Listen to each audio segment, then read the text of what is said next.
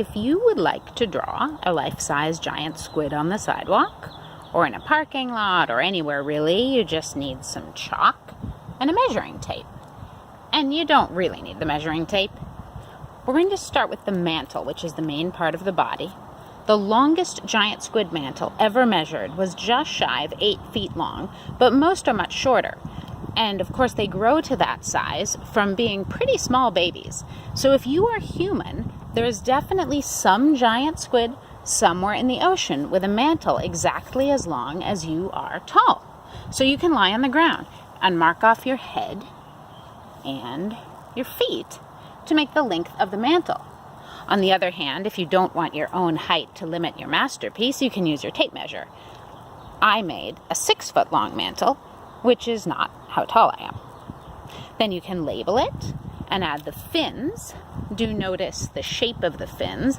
Different species of squid have differently shaped fins, and you wouldn't want to accidentally give your giant squid the little fins of a bobtail squid. Could be embarrassing.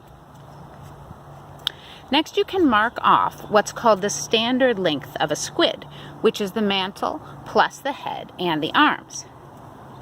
It's always going to be a little more than twice the mantle length.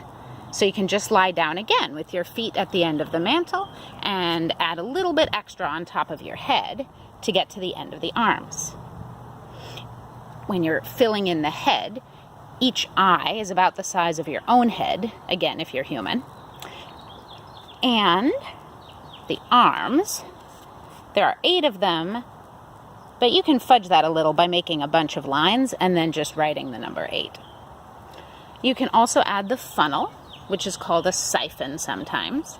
That's where the squid squirts out water to swim by jet propulsion. Drawing it here means that the squid is belly side up, which wasn't my original intention with this guy.